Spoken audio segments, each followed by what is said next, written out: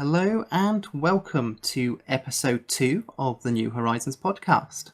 I'm your host Steve, and joining me in the studio today we have got Colin. Hi all. And we have also got a guest host, Mike, who was from Gatecast. Welcome to the show. Thank you very much. Hello everybody. First of all, did you just want to tell our listeners a little bit about yourself and sort of Gatecast and any other productions you've been involved in? Myself, nope.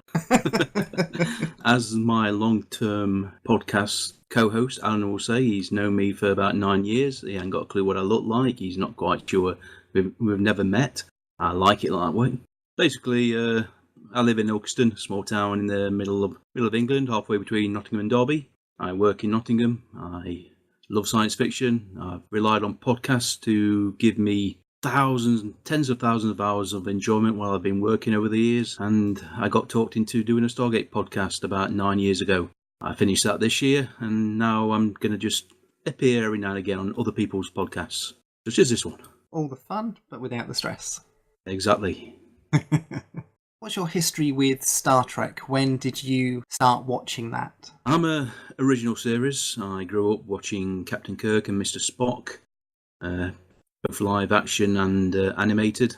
I've often tried to figure out when did I first see Star Trek, and the only conscious remembrance of it is an original series episode. I'm sure they were watching live action at the time, but original series right from the word go.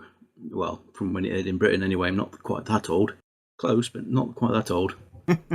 I watched TNG when it first premiered in the UK. First on BBC and then on Sky. DS9, Voyager, first premieres. Enterprise, same. So I've always watched Star Trek whenever it came on.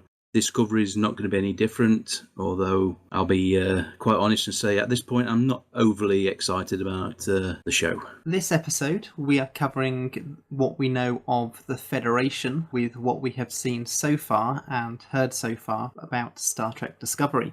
So, what do we know so far? It's based 10 years before Kirk's 5-year mission, places it 2255-ish. Now, that's the only date we've got at the moment, which we've been told is around the commission of the USS Discovery. Now, the Cage was actually based a year before then. At this time, what we know of the Federation and the people in it, Spock was born in 2230, made Spock 25 around the commission of the Discovery, and Kirk being 3 years younger than him, he would be 22. So we know they're about in this timeline. We know that Spock was in the Cage. So we know he is being assigned to the USS Enterprise. Whether or not we do eventually get to see or hear about the Enterprise, we don't yet know. But hopefully that gives people a sort of a rough guess in what sort of era we're looking at. The Federation Klingon War was around 2267. So we know that we're dealing with Klingons. 12 years before to sort of explode into the brief war that they actually had. Of course, ended in, Errand of Mercy with the Organians. This is the sort of era that we're talking about. We know there are some changes in a lot of aspects of the show, especially visually, which you would expect, especially with sort of the original series coming out 50 years ago. You wouldn't expect them to use the same sort of technology and look that you had back in the 1960s. Of course, they used very bright colours, especially for things like the uniforms, because colour TVs were coming out. It's the sort of thing that showed up nicely on these TV sets. Visually get a look when it comes to uniforms. It's almost a cross between roughly what we see in Enterprise, because it's almost like that jumpsuit. It's more formal military. Yeah, I mean, the technology also is different with Enterprise, to get to the point we was making about TOS, because it's of the time, and they went for more of a submarine feel on Enterprise, which worked. Yeah. And then you've got like the phase pistols and the phase cannons, and then they gradually introduced the tech that we know in TOS. But in Enterprise, it's more about exploration. And obviously going into Discovery, it's going to be more militaristic because of the Klingon conflict. And then you jump forward 10 years to TOS and they're back to exploring because, you know, the Klingon war's been resolved. So this Discovery is kind of in the middle of two exploration themed. The original series was originally out. The Klingons were TV's version of the Russians, because the USSR at the time, you'd got the Cold War, things are heating up, a lot of blustering from both sides, and there's a lot of confusion about whether or not something was actually going to happen. Will it happen or won't it happen? So both sides were preparing in case. When it came to Enterprise, in the final series, we actually got to see a bit more about the Klingons, and we'll go furthermore into the Klingons in episode 3. And in there, we get that sort of interaction with humans and the Klingons, and especially when it comes to eugenics, and we learn how they end up losing their foreheads, which was a question which first started to arise after the motion picture sort of had the very first Klingon with ridges, because the original series, they all had flat heads. And then, of course, when it came to the next generation, they'd still got, and then in Deep Space Nine, was it Trial and Tribulations, wasn't it? Where the DS9 crew go back to the 1701 Enterprise. K7, yeah. And sort of Worf turned around and says, what was it? We don't discuss it with outsiders. That's it. And nothing else was really said about the reason why there was such a change. And when it came to Enterprise, you'd got a lot of fans which were saying, why have we got Klingons? Because, of course, was it Broken Bow? Was that the title of the first episode? Yeah. Yeah. We got a Klingon, full ridges, and they're going, hang on, why have we got ridges now and not then? And they do eventually answer it a few years later for us, which actually made it fit in. It was a nice sort of reason and explanation, and it sort of fitted in with what we knew of the eugenics wars before the Federation was founded. So it worked quite well, and it also sort of raised the questions, is this why the Klingons hated the Federation so much? Not only were their cultures so completely different, and even in Enterprise, the amount of times that sort of Jonathan Archer ended up stopping sort of things the Klingons were doing. But yeah, we'll sort of go more into that sort of information in the next episode. Now, Mike, you said that what you've seen so far of Discovery hasn't really sort of gripped you that much. Is there a reason why? Is it because of what you've seen of where things fit in on the Federation side, or just in total? Well, I was originally excited about the prospect. New Star Trek, fantastic. How could you not be? Of course, it helped that Fuller was involved. I've always liked his work. Always tends to produce something a little different, and that is what Star Trek would need on the small and the big screen, because, as we all know, television has changed dramatically in the way stories are told. We were definitely going to get something different. When the months went by, a year went by, changes in personnel, people falling out, people moving on. At that point, it became, well, they're making the right mess of it, aren't they? So when they started releasing casting news, a few teasers, the teaser trailer, wasn't impressed with that at all. That could have been releasing something a little bit too early, but they kind of put themselves into a corner. They had to get something out to prove it was a legitimate production. Yeah, it's a proof of concept, wasn't it? Yeah, but at this point, it was just the fact that I'll sit down and watch it when it turns up. That's why I've not really been that interested about all the promotional material or the hoopla they've been trying to generate over the last few months, including so many panels at the SDCC, although I have watched some of them. So a lot of the details about the background of the characters that has been released so far, I'm pretty much unaware of. I was planning on trying to stay away from all the new trailers and then just sit down and make my mind up on the night. It was a different ship layout, and since that original trailer, we know that the ship design has changed quite a bit in certain areas as well.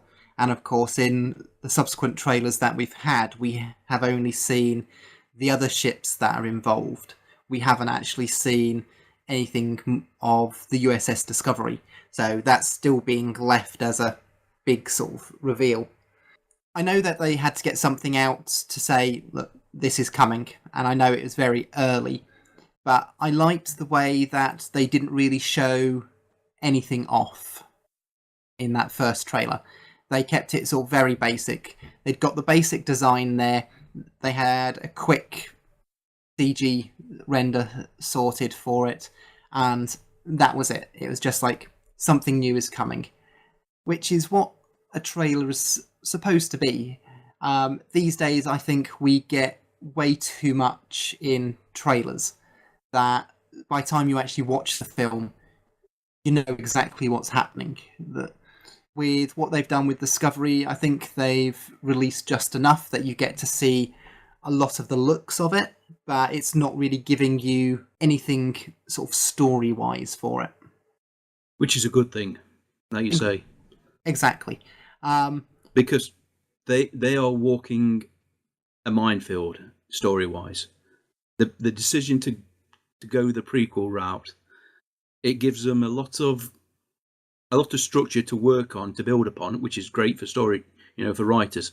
But it also means they're limited to what they can do if they want to stay within even the basic framework of what's come before. And personally, I would prefer to not seen a prequel. In some respects, I can actually agree with that, but in others, if they'd actually done it that it was a sequel to everything else that we've seen, they're then into an era where the Federation has so much technology that it's so easy to get around it, and especially with how sort of storytelling is so different to even as it was in sort of TNG DS9 days, and even more so from the original series, that you want to do something more character-based. Now, having it as a prequel limits your technology level. So, it's in the universe, it's somewhat familiar. Of course, you will get the updates to the visual aspects of things, and even when it comes to things like uniform, what they had back then, even money-wise for uniforms, you just have to have a look in like Deep Space Nine and Voyager. They had got mixes of uniforms. You got like old-style TNG uniforms being worn with other characters wearing the newer ones because they just didn't have the money to make sure everyone wore the same style uniform in some episodes. Whereas these days, they've got that money. They're being given that money to do that this time. And not to mention, when you've got things that are coming out in 4K, you can see so much detail just on the screen, which back in the day when especially TOS came out, what you were viewing it on didn't have that detail. The most you really got to use was colour, which is what they went for. Everything was really bright. Whereas these days, you can spot the tiniest defect because you've got 4K, even on a HD screen sort of thing. There's just so much you can see from it, which they didn't have to think about back then because it wasn't really an issue. And by limiting the potential of just saying this technology gets us out of it, it's more character based.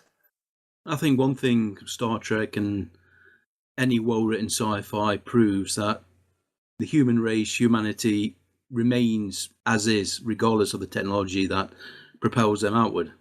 That's one of the beauties. Human beings, yes, Gene Roddenberry wanted to give us the idea that it was all going to be sweetness and light. We'd get to a point where a little switch would flick in every human being and we'd all get along, we'd all pull together for the benefit of the human race. We know that that's probably not going to happen. Yeah. But no doubt there will be advances in technology, certainly. Let's hope so anyway. We don't destroy ourselves before then. But humans will remain humans. I think no matter what technology you give a story, you've still got that opportunity to tell a good character piece if you so choose to do so. The issue with having it as a sequel is at that time where we left it in Voyager, we have got so much technology. We've got transwarp and all sorts of slipstream.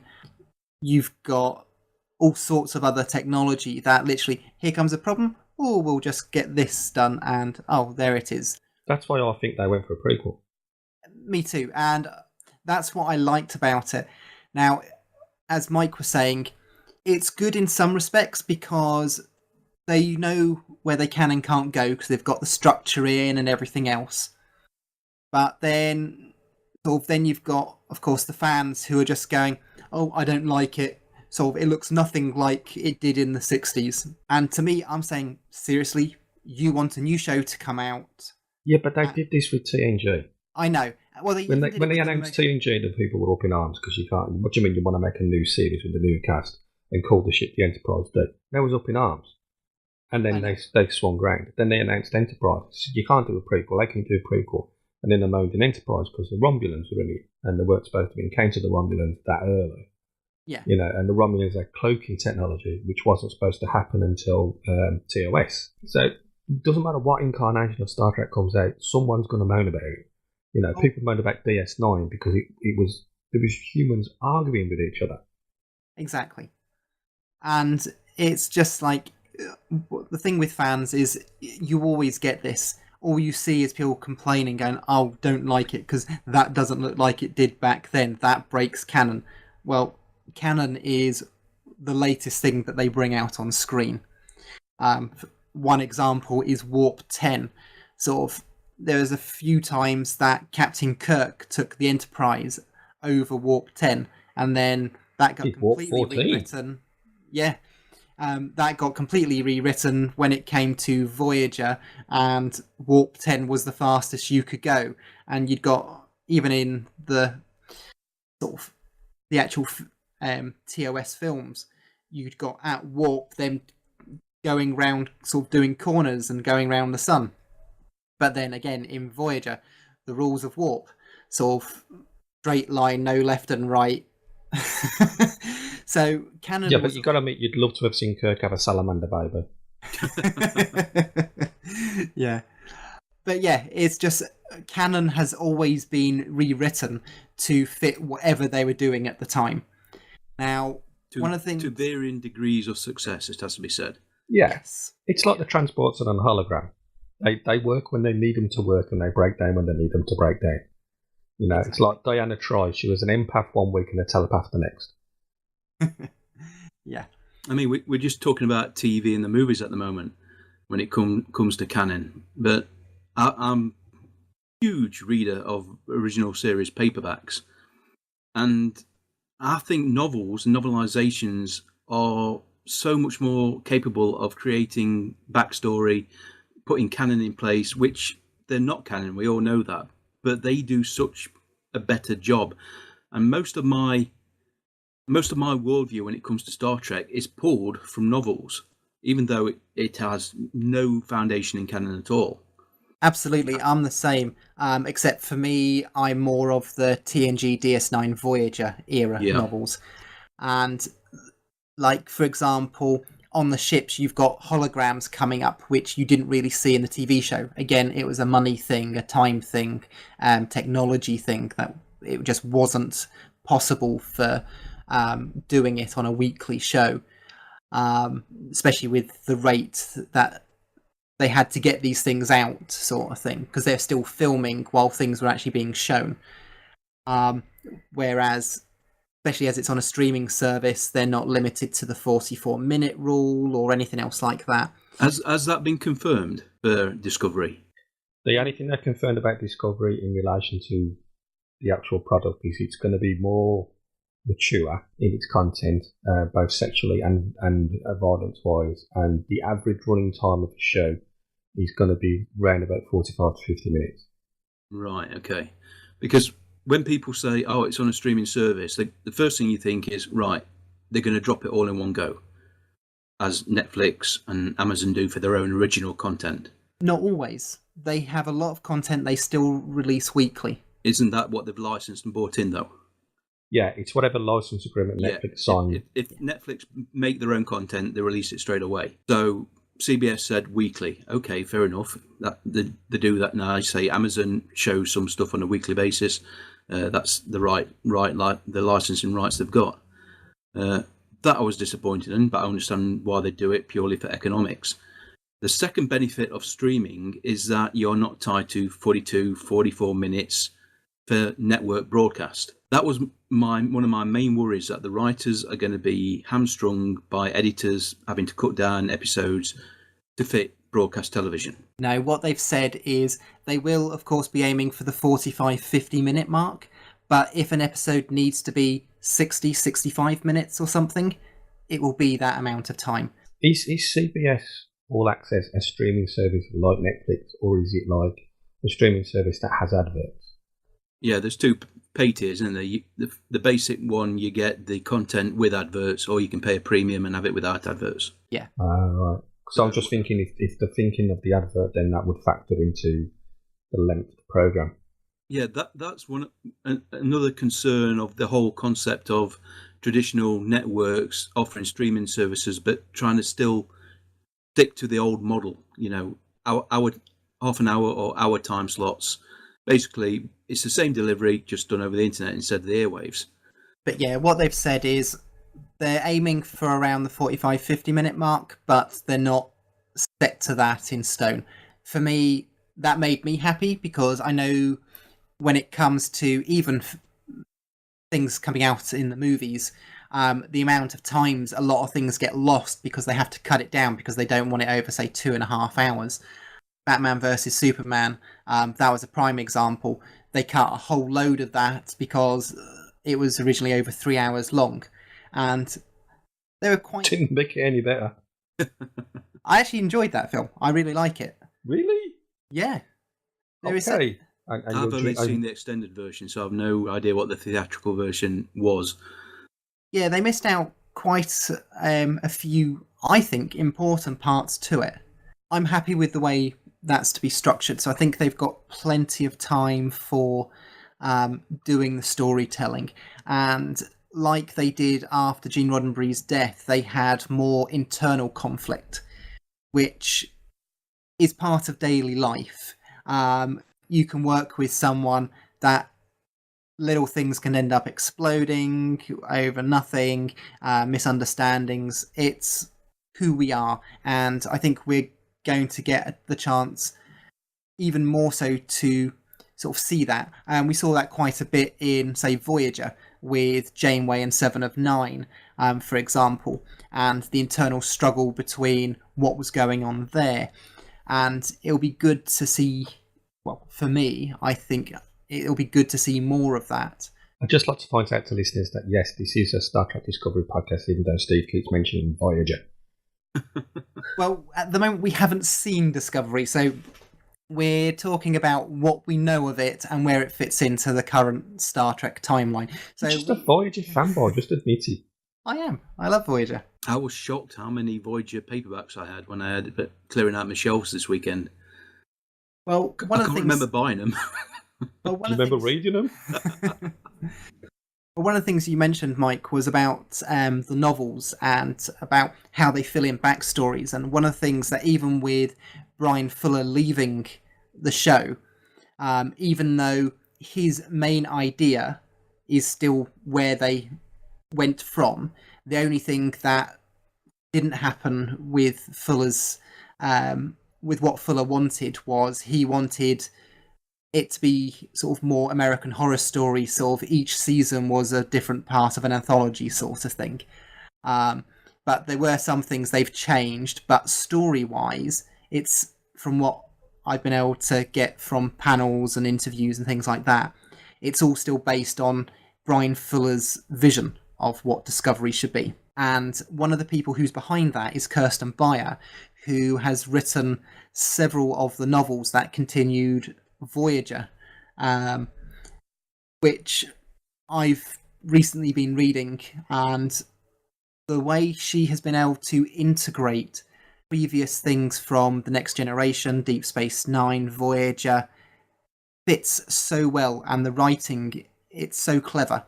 And the fact that she was being brought into doing that, and of course they've been working with David Mack, who's doing the novelizations for Discovery, which the first one comes out in, I think it's October or November, and we'll have, oh no it isn't, sorry, it's the 26th of September. But yeah, hopefully in November we'll do an episode on the novel. Yeah, I went to pre-order that on Amazon. I saw the price and clicked away. They have pointed out, though, that you don't have to read the novel to make sense of the series, which is good. Yeah. No. Yeah. But the way that people like David Mack are working very closely to what they're actually doing on the on-screen script, due to, like, especially with the Destiny novels that David Mack came out with and all the other ones that he's been involved with, the fact that we have these people who, they are Trek fans themselves, they are Trek writers, they are sort of New York Times bestsellers, they have the skills, they know the lore, and they've even had people who have come in to check on stuff that they're writing. When it comes to the novels and the TV stuff, they've been working very closely to make sure everything lines up. To me, that makes me very happy, because you didn't really have that when it came to the previous incarnations of Star Trek. Yeah, that's true. It's the Star Trek collected works on paperback, mainly through pocketbooks in the early years. Certainly, never benefited from the editorial from on high, like something like the Star Wars novels did. Although, of course, when they were bought by Disney, off they went as well. Exactly, and the thing is, benefit from a more coherent alignment to the TV and movie series. But this is just me again. This is me again. This is always going to be my own little world I live in. Nothing the TV and movies done in terms of the Romulans has ever equaled what Diane Duane did in her series on the Romulans. They were always how I pictured the Romulans should be, and TNG, DS9, and even Voyager, in a little way, never came close. Now, is that a fault of the TV writers? Is that the limitations of the TV or the movie budgets, or is that just excellent work by the novelists? Well, Star Trek does have some really good novelists. So some of the books, especially some of the early books, were actually written by the scriptwriters. So they kind of carried on stories from some of the episodes into the books, and then expanded on them and grew on them and all that. The only Romulan war that we've got at the moment is in book form. Although they're not considered a canon to the fans, the books add that little bit extra. Even William Shatner, when they killed Kirk off, he thought, I'm not having that. And he brought Kirk back to life in books. Yeah. And now you've got a series of books with William Shatner writing about Captain Kirk. I mean, even the very small segment in a novel called Spock's World that told the story of Jorak and Sarak in different times, of course, and the birth of the Romulan Empire as they came to be known. That pretty much cemented how I viewed that part of Star Trek. It bared no relation to what they did in the TV and movies. And that is probably something that is always going to be an issue, the expectations and the hopes of the viewers as opposed to what they can actually produce for the screen. The other advantage of books is like you take the JJ films, where he used the graphic novels to lead into the films and expand on certain aspects of the film, especially the first one. I mean, you had Captain April in the first film, in the comic books leading into that. You had Captain April. You had how Pike became captain. You had Harry Mudd in Star Trek Into Darkness, which explained how they had the merchant ship that they went down to Kronos on. So they've used the comic books in the JJ verse to build the story into the film, but you don't have to read the story to enjoy the film. Yeah, that's modern TV productions. Although there is still room for the episodic sort of television, although not a lot. It has to be said. The idea of a series anthology where each season tells a different stories about one of the probably closest we get to that now. Yeah. Even lower budget sci-fi shows like Killjoys or Dark Matter still have a very strong arc running through them. Exactly.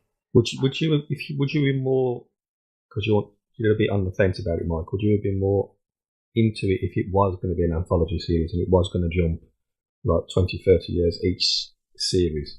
I definitely like the idea of each season, even if a season was only 6 episodes.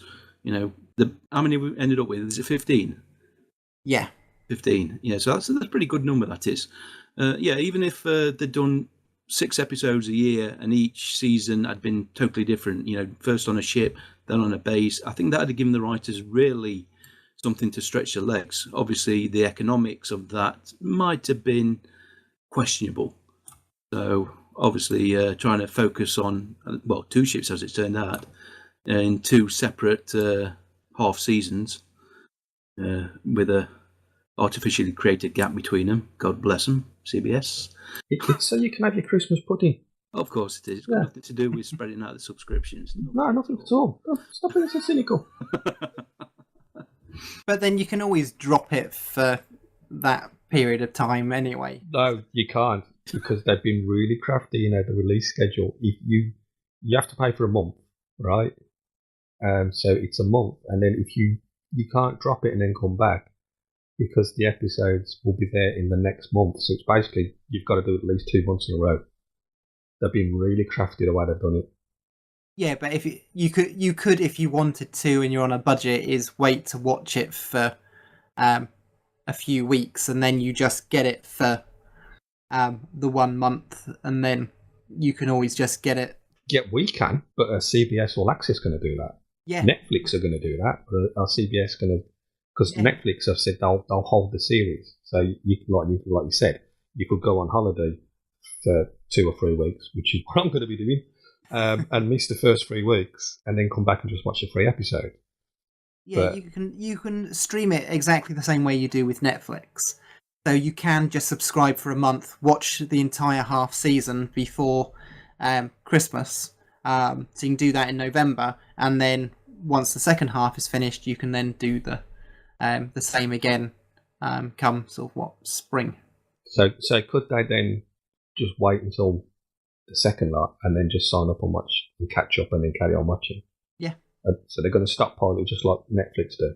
Yep, it'll be accessible exactly the same way. Yeah, I can't see them. They can't really do anything else. The whole point of CBS All Access is that you get full access to our entire library. We don't if they start taking content off the service and they own the rights to that set content and still charge people for access, they would be in for a lot of problems keeping subscribers. Netflix and Amazon can do it because people recognize the fact that they are buying licensed content from third-party sources and it goes away after a time. But even then, you know, when people's favorite show goes off, they raise a racket. Well, in that case, then that's even better if you're on a budget, because provided you can wait, then you could just wait. Yeah, you can say, "Oh, this costs so much to watch," and they say, "Well, wait 3 months and watch it all in one go. No worries." But can we wait? I've got no choice. I'm not going to be here. We've talked about different aspects of the production and that so far. Now, we know very little about the Federation as a whole. We've seen small clips of the USS Shinzao, and we've only really seen a bit of 3 of the characters. One is Michael Burnham. Yeah, who's the lead? Yep, so that is Sonika Martin Green. Now, we've seen a little bit about her. We know she's the first officer of the Shinzao. Something happens, and she becomes the first officer of Discovery. I know what happens, but I'm not going to spoil. Well, yeah, some of us have heard little bits, but again, yeah, we don't want to spoil, so we're not going to sort of go into that sort of detail. As Mike said, he's sort of tried keeping away from stuff as well. We've also got the 2 captains. Just before you move on from her, though, I just want to say I do think it's an interesting angle they've gone, that she's a human raised on Vulcan. Yes. That is an interesting angle. Now, we know that something happens to her parents, but we don't know the details about it. Now, one of the reasons why I put in for reference at the beginning was to sort of try and sort of establish roughly how old Kirk was, because of course there's no real mention of siblings, whether it's step siblings or adopted siblings from Spock. Of course, that didn't stop him getting a brother later on. Old Cyborg. Yeah. So it's not unusual. But don't forget, like Spock said, he's not a brother. Yeah. He's a half brother. So for Spock not to mention anything about his family, of course, we didn't really get to hear anything about his family until his dad came on board the USS Enterprise, and he goes, "Yeah, that's my dad," sort of thing. And that they set that pretty much in stone from day one. The Vulcan race, Vulcan families are very privacy orientated, so they gave themselves an out even before they realised they needed it decades later to introduce forward planning. Yeah, I mean the great thing about Cybok, they didn't go into great detail in the movie. The novelization sets it in stone. It's a fantastic explanation, and I buy it. And as we've said with canon before, if you want to add something in between plot A and plot C, if you can explain it so it fits in, great, fantastic. I'll go along with you right to the end. And if it looks like they're coming up with a decent reason why this human woman or human girl at the time was raised on Vulcan. And I do like the casting more, because anyone who's watched Gotham will know that the guy playing Sadik is a great actor. As I said, we've only really seen 3 characters so far. So one is the first officer, Michael Burnham. The second one is Jason Isaacs, who we were just mentioning, who plays Captain Gabriel. Yeah, who, in Jason Isaacs' own words, is a bit messed up in the head. But it's good that we have that sort of dynamic, because we've had captains, we've always got that sort of trope when it comes to some of the captains, and especially admirals and things like that, and ambassadors when it comes to Star Trek. So it's nice that we have one of the main characters that isn't all sort of clean and simple, that there's a bit more sort of dimension to them. So it'll be interesting to see sort of where they take this. And the other captain that we've seen is Michelle Yeoh, who plays Captain Philippa, I want to say Giorgio, but whether or not that's pronounced correctly. Yeah, well I'm not going to correct you in case it's not right. But then I'm always butchering names, as people will get to know quite quickly as they listen to the show, or any other show that I've been on. They have announced some other characters as well. This is what plays into when people with Enterprise, when they kicked off about Flux, they've never seen a Denobulan before. And in this episode, in Discovery, you've got yet another alien species, which is it a Kelpian? Like that? Yeah. Saru, Lieutenant Saru, I think it is. Doug Jones plays the character. Again, we've just seen a clip of him. We don't know anything about him. because so far the trailers have mainly looked at Klingons or these 3 Federation characters for the most part. Apart from the fact they can sense death. Yeah, Yeah, it'll be interesting to see where weird that's thing. going to go. A little guy carrying a flag with Babylon 5 printed on it and ran past my mind when I first saw that. I'm thinking, Soul Hunters in Star Trek. Yeah. I went, I've okay, seen fair that enough clip. then. I've seen that clip and it says my species have been biologically dispositioned for one thing, and I thought, really, millions of years of evolution, and that's what they ended up with. I think it's more the case that they're a species that's been prey. So they've been able to advance to a place where they can go into space, but still they are prey. So they have this sort of... It's like a lot of animals. They are very good at knowing if they're being tracked, and they've got internal defences and things like that. So I think his species might be something like that. That's the take I get on that. If that is the case, then it'll be interesting to see if you're going to see his species adversary later. We know very little about these ships. We know very little about the captains, and all we do know is Michael Burnham will be played by Sonequa Martin Green, and she will be the lead character of it all.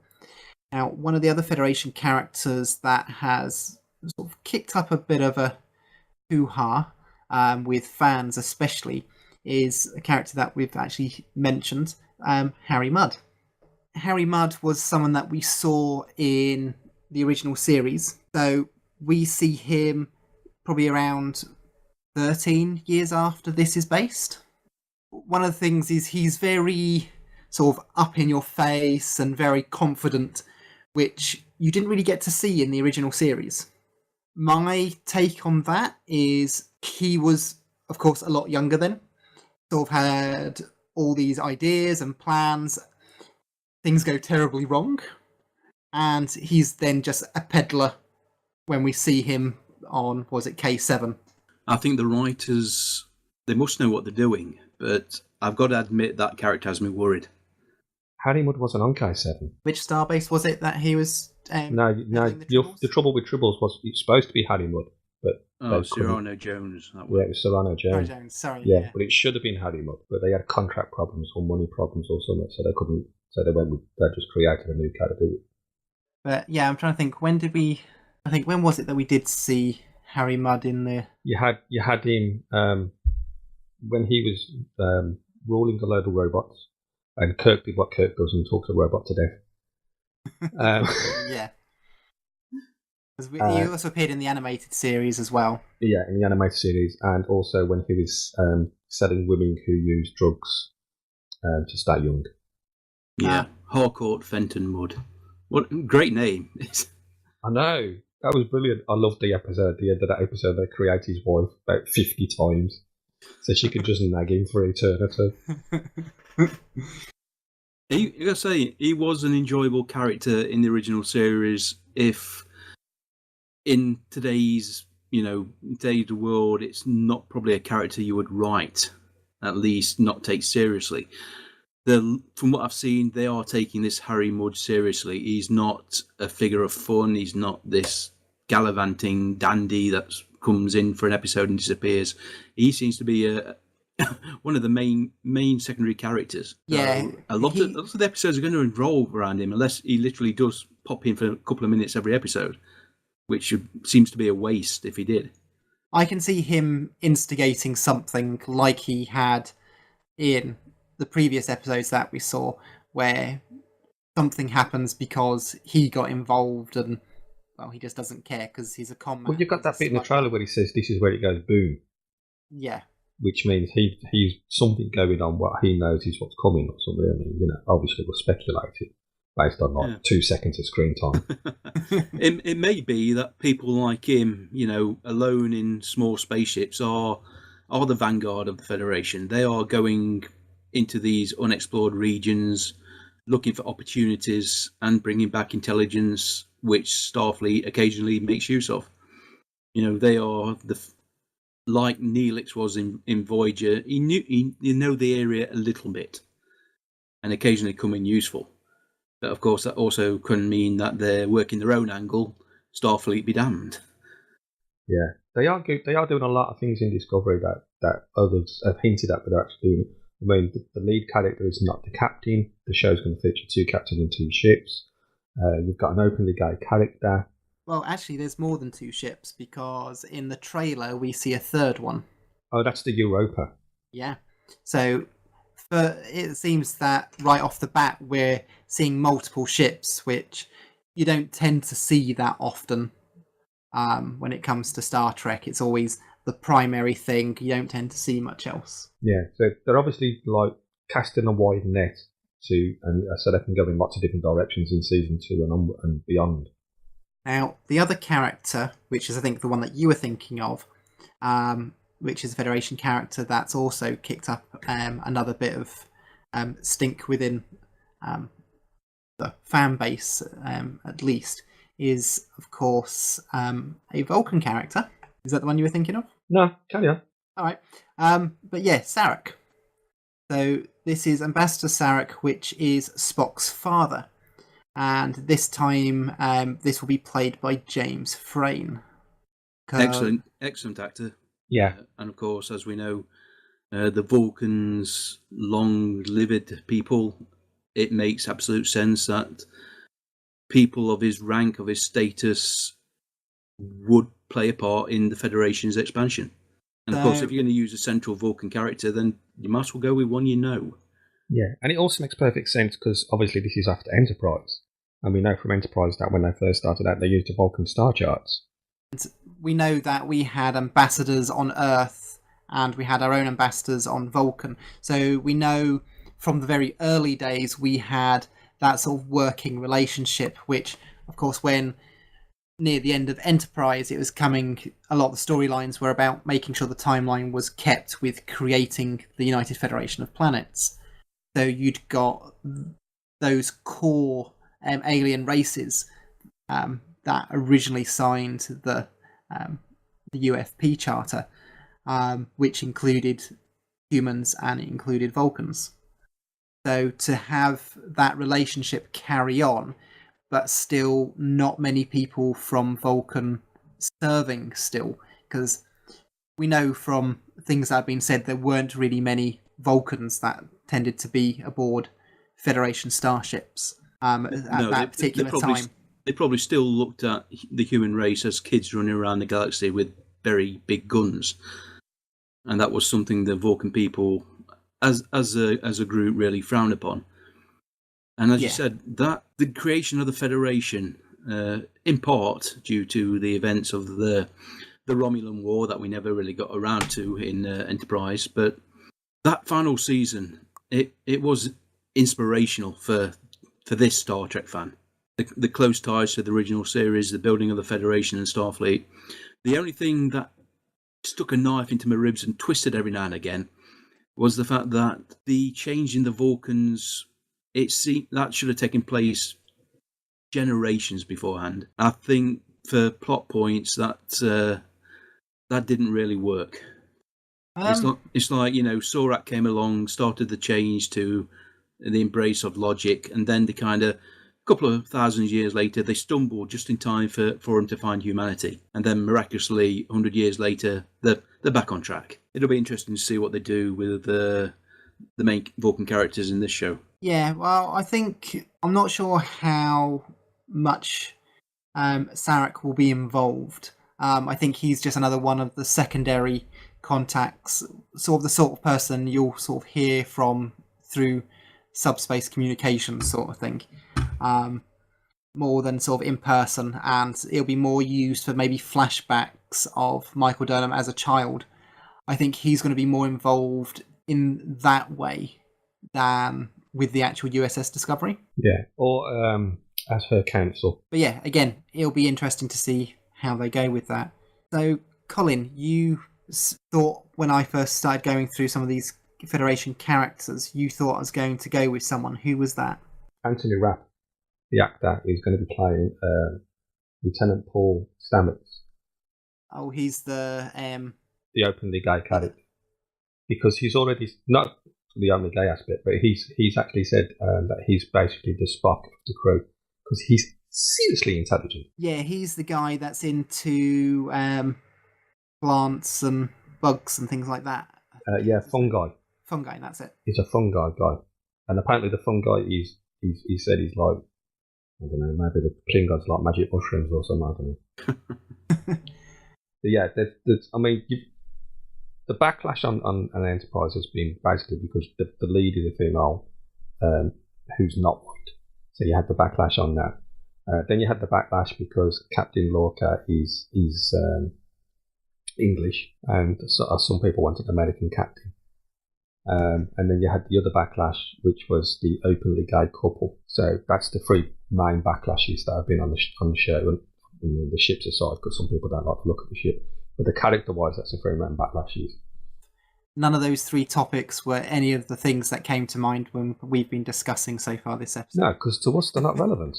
Exactly. They're not relevant, you know. For me, when I hear this, I'm just thinking, if you're really a Star Trek fan, then aren't you actually interested in diversity? So why is this an issue? Yeah. This is basically what Star Trek's all about. And if you don't get it, then why watch it? But then some people do just watch it because it's science fiction and not for the ideals of what the Federation stands for. So you do get the sort of general sci-fi fans that will watch these sort of things still. Well, that was one of the beauties of Enterprise Terra Prime, where they had the the Earth humanity first movement. Yeah, it was a perfect example. You're living in a world in a galaxy where there is cross species interactions. You're surrounded by alien life, intelligent alien life, significantly more advanced than you in many ways, and yet there are still elements who think humanity is better than everybody else, and subdividing that, certain races within humanity are better than others. It's granted they were hitting you with a stick to get that notion through to you, but I found it incredibly amusing in that episode in particular when they were having a go at T'Pol and Trip for being in a relationship, and you think, hang on a minute, look at your skin color. You're protesting something 100 years ago. You would have been the victim of this. And there's some Asians there, and you go, 150 years ago, you would have been the victim of this. The human race moves on, and we will, and it's just the same things repeating themselves, just a little bit further up the ladder. We're in a series where there is Spock. There are human crossbreeds with other species. That is the world this story is set in. How can you be concerned about what two humans do with each other when you're within that bigger picture?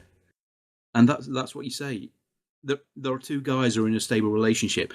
There is a guy who maybe sleeps around. There are maybe a woman who sleeps around with women or men. It doesn't matter.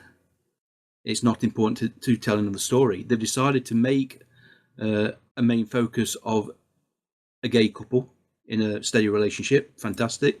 No worries about that, because they'll bring their own part to the story. And I've seen enough modern television nowadays to know that if you work it right, if you don't exploit it, if you don't titillate it, they are just two people in a relationship trying to make the best of things, set on board a spaceship. Yeah, well said. Okay, so do either of you have anything else that you want to say regarding Discovery or especially the Federation? What I've seen of Discovery, I don't like it. And I'll admit quite openly, I hate the Enterprise D. I don't like the Excelsior one bit. I think the Enterprise E looks fantastic, but I don't think it's a warship made to battle the Borg, if you're being honest. The Enterprise J is a laugh, but we'll see how we go. What about you, Colin? I'm not going to follow that up because it's not worth it. I just want to say a big thank you to everyone who's been listening and downloaded these two episodes. And I'd also like to thank John Mills, who's Castle Junkie on Twitter, who's created the logo for the podcast, which you'll obviously, we're recording these before we release them. But we got a final draft today, so when John listens to this, you'll know what I mean. So Kessel Junkie on Twitter, folks, give him a follow. He's the creator of Harlugo. So I just want to say thanks to him. And the website created by Steve. Yep. If you'd like to get in contact with us, head over to our website, newhorizons.show. There you can find all of our episodes there. You can also get in contact with us on Facebook. The address is facebook.com/New Horizons Podcast. If you'd like to get us on Twitter, go to twitter.com/New Horizons Cast, or it's just through the Twitter app at New Horizons Cast. You can also find us on Star Trek Riser, Google+, and you can even leave us a voicemail at speakpipe.com/New Horizons Podcast, or by using the widgets at the side of the web page on our website. And if you'd like to send us an email, please send us an email to crew@newhorizons.show. Or you can just use the form on our Contact Us page. Do you want to plug your Twitter, Mike? I can do, although I don't use it that much, except to retweet everybody else and all the podcasts I listen to, which is a lot. You can find me at Jarrak, Jarrak. Currently, all the podcasts I'm doing is Stargate Archives. Like I say, the occasional look at early Stargate SG-1 if you want to have a quick look at that. StargateArchives.com. Otherwise, enjoy your Star Trek. And he listens to about the same many podcasts as what Steve makes. Just about, yeah. Thank you everyone for joining us, and until next time, goodbye.